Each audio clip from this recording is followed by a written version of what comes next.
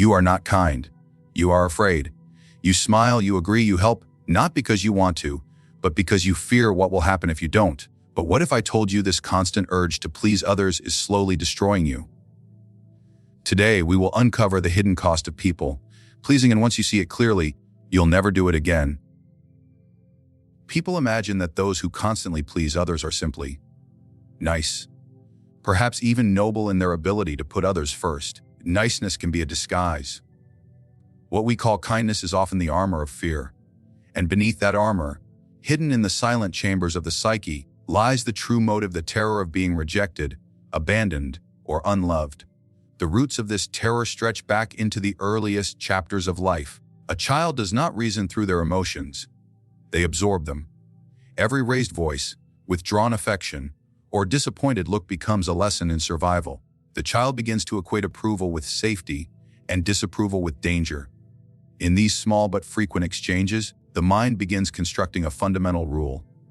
If I disappoint them, I will be left alone. From that moment on, pleasing others becomes more than politeness. It becomes a psychological necessity.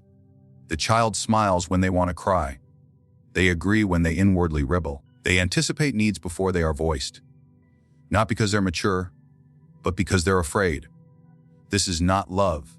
It is self-erasure in exchange for belonging. As that child grows, the same pattern repeats in adult relationships. A man laughs at jokes he doesn't find funny. A woman says, yes, when her soul screams, no. Friends are chosen not based on connection, but on the avoidance of confrontation.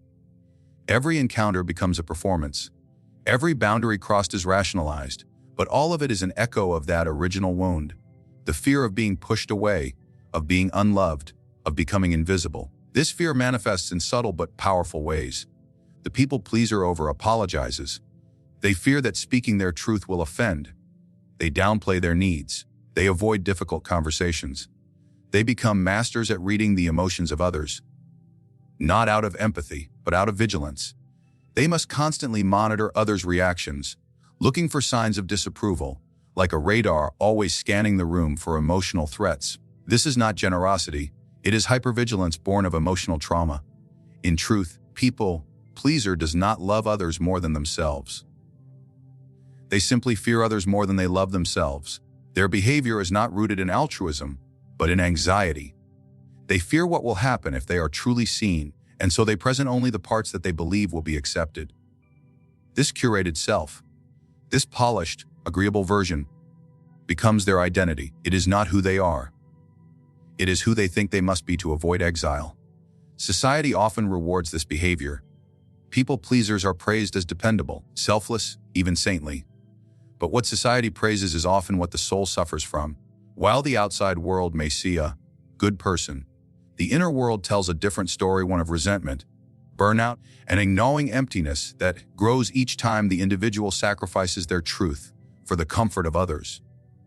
The psyche is not blind to this dissonance. Deep within, the true self watches as it is continuously silenced, and the longer this continues, the more intense the internal conflict becomes. The people pleaser may smile on the outside, but inside they carry a silent scream. The scream of someone who has not been allowed to exist fully. This repression creates symptoms: anxiety, depression, exhaustion, even physical illness. The body begins to express what the mouth has been too afraid to say: I am not okay. This condition is spiritual at its core. It is not just about social behavior. It is about the fragmentation of the soul. When you live in constant fear of rejection, you split yourself.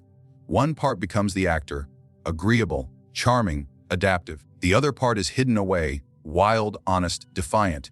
This hidden part is not evil. It is essential. And its abandonment leaves you hollow. Most people pleasers believe they are being moral by putting others first. But this morality is counterfeit. True morality cannot come from fear. If your actions are driven by the desire to be accepted, they are not rooted in integrity. They are rooted in manipulation. Not of others, but of yourself. You manipulate your words, your tone, your body language, all in the service of keeping others close. But closeness earned through self-denial is not love, it is captivity. Rejection, in truth, is not the enemy. It is the mirror. It shows you where your true boundaries lie. The people pleaser has been taught to run from rejection, to do everything in their power to prevent it.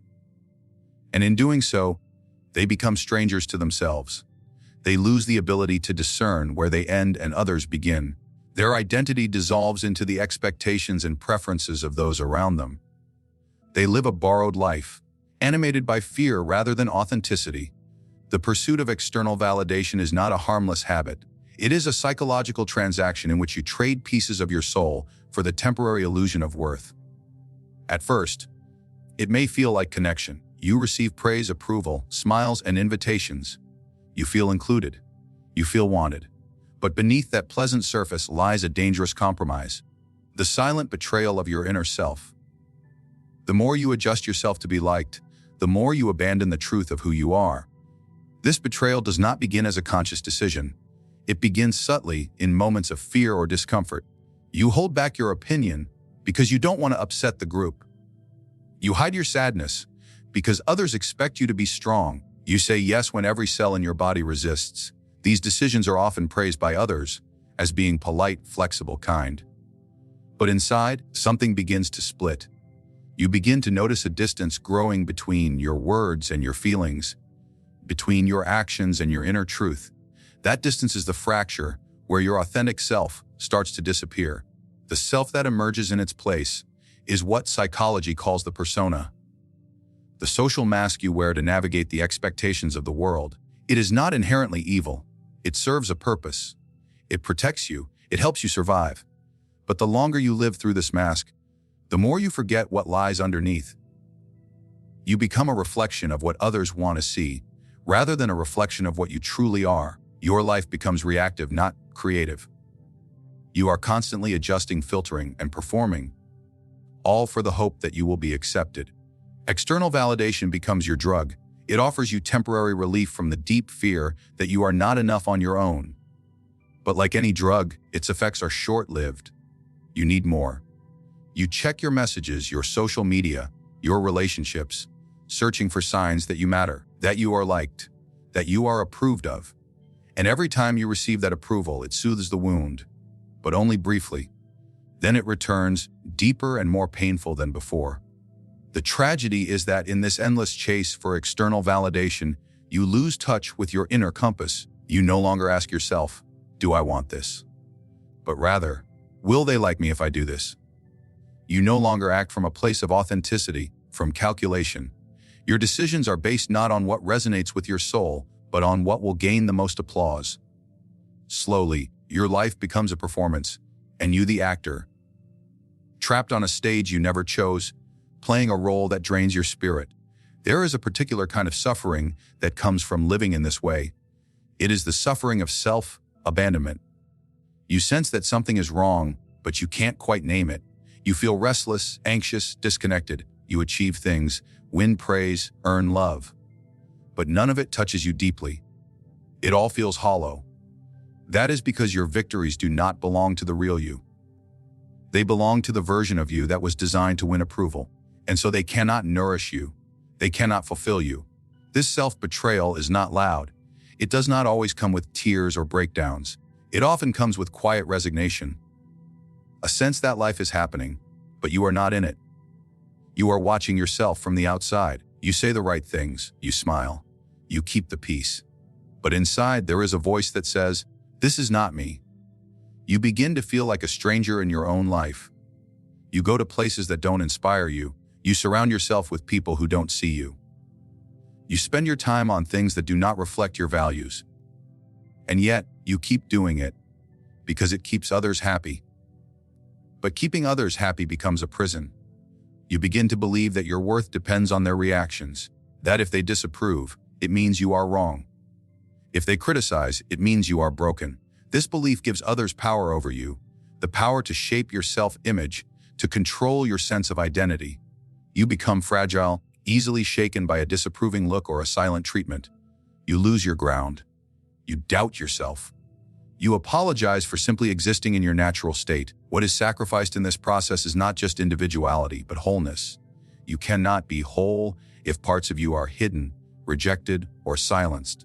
When you seek validation outside of yourself, you give others the right to define your value. And when they do not see your worth, you forget it yourself. You begin to see yourself through their eyes, and if their gaze is distorted, so is your self-image. Over time, your self-esteem becomes conditional. You only feel good when others say you are good, and when they don't, your entire sense of identity crumbles. When you begin the habit of pleasing others, you do not realize what it will cost you. In the beginning, it feels like freedom, the ability to blend in, to avoid conflict, to make others happy, to be accepted wherever you go. You adjust your words to what people want to hear. You shape your actions to fit the moment. You become skilled at anticipation, reading emotions, and avoiding discomfort. You call it kindness, diplomacy, or being a good person. But what you are really doing is constructing a mask. One choice at a time, one interaction at a time, one small self-betrayal at a time. The mask is subtle. It begins with something as simple as forcing a smile when you're tired. It continues when you agree with ideas you don't believe in or laugh at jokes that hurt your spirit. With every performance, you polish the mask, make it smoother, more socially acceptable. It becomes a tool, a way to win approval, to avoid rejection, to secure safety in uncertain spaces. And for a while, the mask works. People like you, they admire your adaptability. You fit into the roles that life demands. But what they like is not you. It is the mask you wear. Eventually, something strange begins to happen. You forget where the mask ends and where you begin. What started as a temporary tool for survival begins to feel permanent. You look in the mirror, and you no longer recognize who is looking back. Your voice sounds foreign to your own ears. You say things you don't mean. You commit to plans you don't want. You stay in situations that suffocate you. All because the mask demands it. You feel trapped. You don't know what's trapping you. The truth is that you are imprisoned not by others, but by the image you created to please them. The mask demands energy. It drains you. Every time you silence your true thoughts, every time you suppress your authentic emotion, every time you go along to get along, a little more of your inner vitality is lost. You become tired in ways sleep cannot cure. You begin to feel distant even in a room full of people.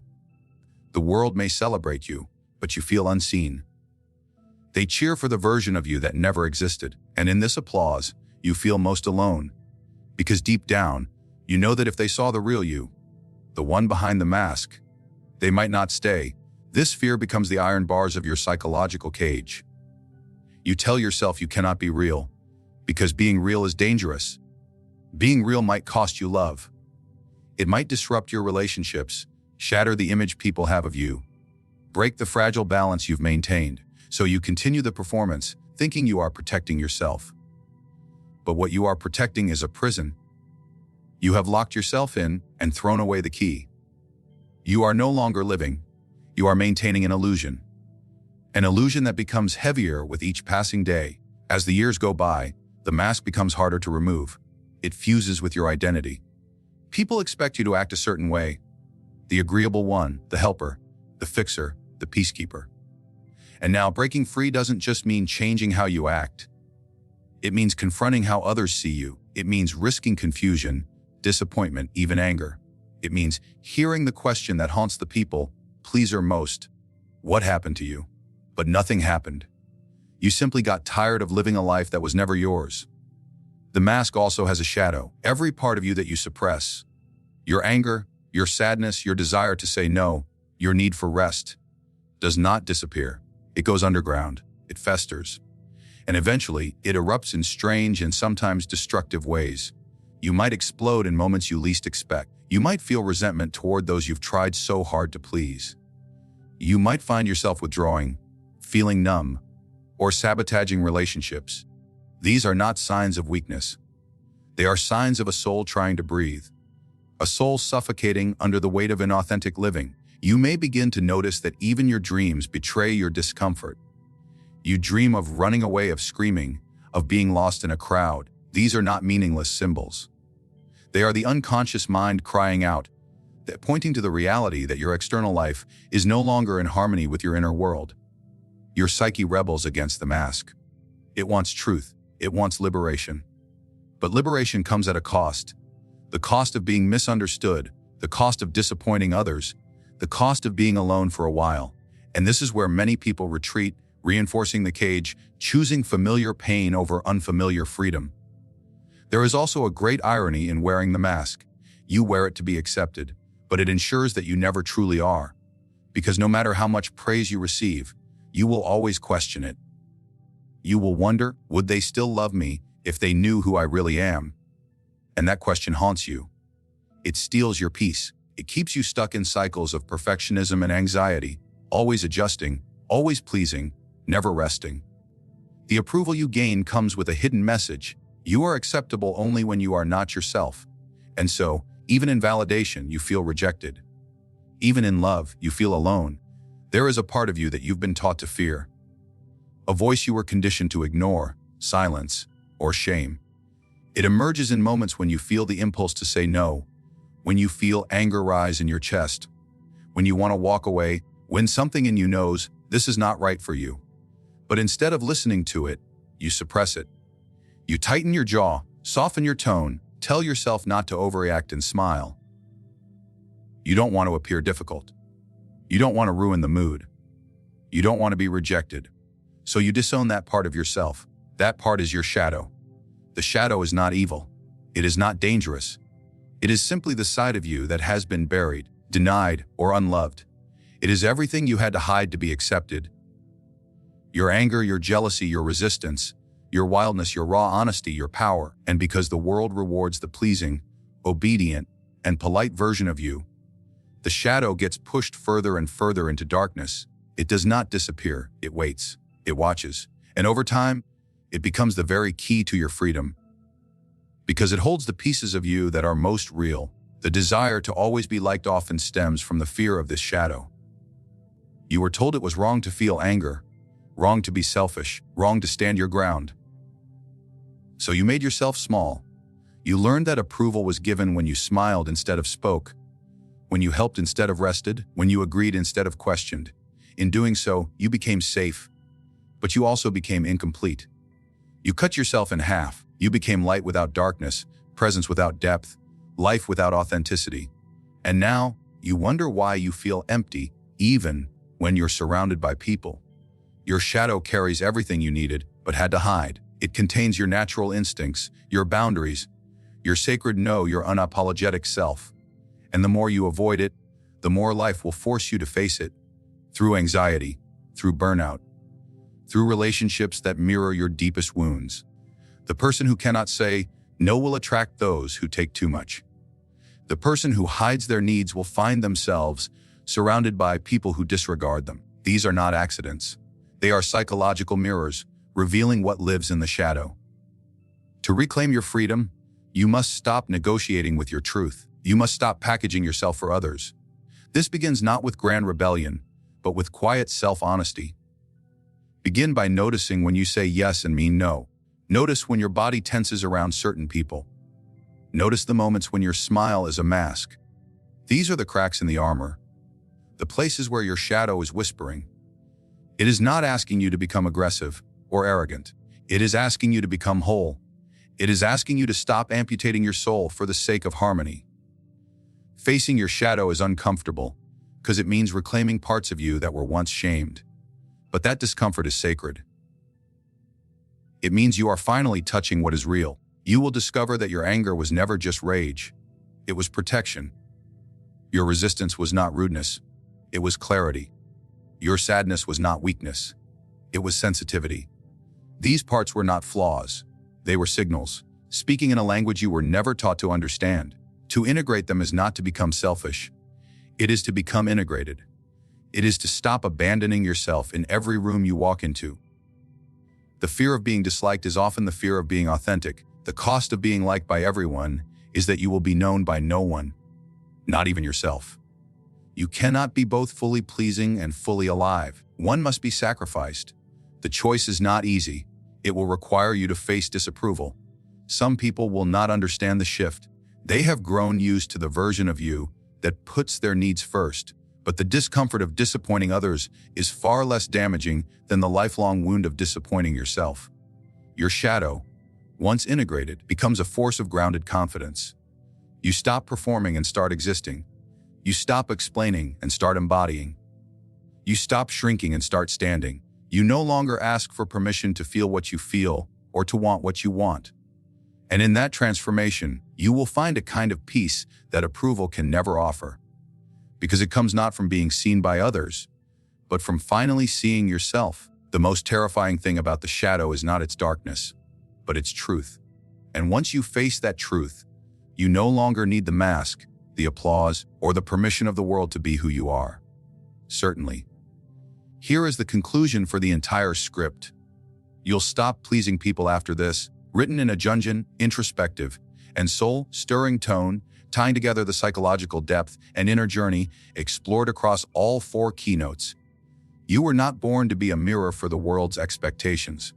You were not sent into this life to become a hollow reflection of what others demand from you. Beneath the layers of approval, seeking, beneath the mask you've crafted, and behind the quiet exhaustion of always being nice, there lives a deeper self, unfiltered, unapologetic, and whole. The urge to please others is often a wound disguised as virtue. It promises connection but delivers disconnection. Not just from others, but from yourself. It disguises survival as love and compliance as peace. But there is no peace in self-abandonment. There is no freedom in constantly performing to be liked. The very act of pleasing becomes the silent betrayal of your truest voice. You do not need to be louder. You need to be more honest. You do not need to push others away. You simply need to stop pulling yourself away from your own truth. It is not selfish to honor your inner voice. It is sacred. It is not rude to protect your boundaries. It is responsible, and it is not dangerous to confront your shadow. It is the doorway to becoming whole. You will lose people when you stop pleasing them, but you will also lose the burden of their expectations, the weight of your silence, and the fatigue of living someone else's life. In their place, you will gain a deeper relationship with the only person you are truly responsible for, yourself. When you finally stop living to be understood by others, you will begin to understand yourself.